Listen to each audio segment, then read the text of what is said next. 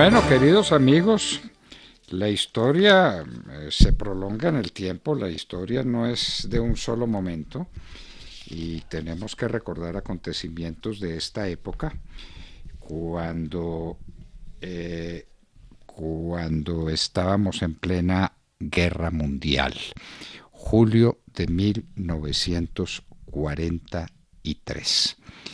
Entonces, en julio de 1943 estaban pasando muchas cosas, como la batalla de Kursk, K-U-R-S-K, el saliente de Kursk, donde se encontraron las tropas blindadas o los batallones blindados de Alemania y de Rusia, después de la invasión de la Operación Barbarroja, en la cual Hitler resolvió que tenía que meterse en la Rusia porque el destino de Alemania era hacia el oriente y Alemania tenía que ser dueña de todo el oriente.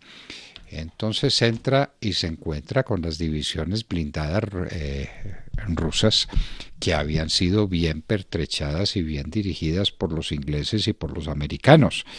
El valor de los rusos durante la Segunda Guerra Mundial está fuera de cuestión, pero hubiera sido inútil todo ese valor si no hubiera tenido el apoyo de los aliados. Pues en Kursk se encontraron las divisiones blindadas de Alemania y de Rusia.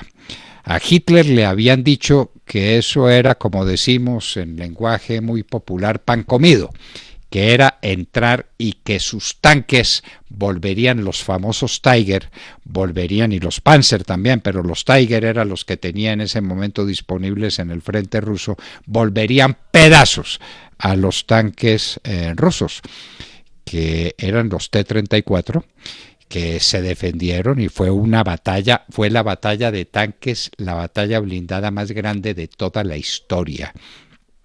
Julio de 1943. ¿Qué pasó? Digamos que la batalla terminó en tablas, que fueron miles de tanques alemanes enfrentados a miles de tanques soviéticos o rusos en aquel entonces.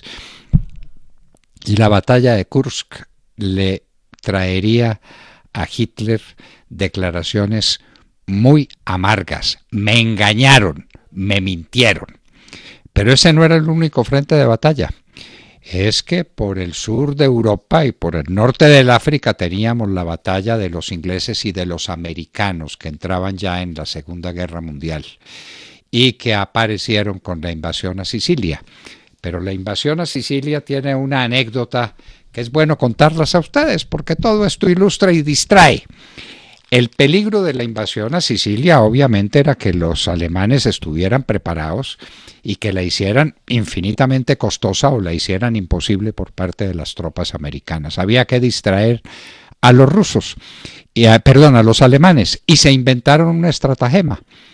Tomaron el cadáver de un marino aliado y le metieron unos papeles adentro y lo pusieron a flotar. Y los alemanes cayeron en la trampa.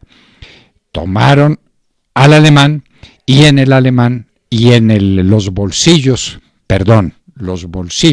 del marino aliado encontraron un papel en el que se decía que la invasión se haría por Grecia. Y los alemanes cayeron en la trampa. Y hay una manifestación expresa y muy simpática cuando le comunican a los ingleses de que los alemanes se habían mordido el anzuelo con todo y que lo habían mordido no solamente con la presa sino con el ovillo, con todo se lo llevaron.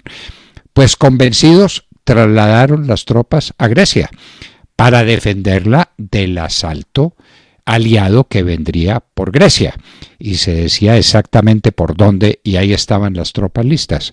No, el ataque era por Sicilia y de lo que se trataba era una distracción para llevar a los alemanes hacia un sitio distinto, hacia Grecia, y dejar a Sicilia abandonada, y por ahí penetraron en la operación que se llamó Husky.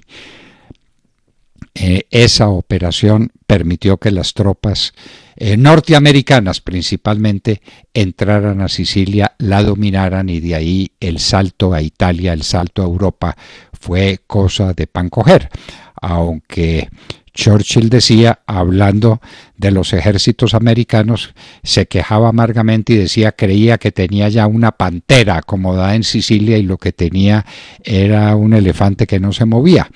Bueno, pues, pero de todas maneras el ataque a Sicilia fue el antecedente de la penetración a Italia.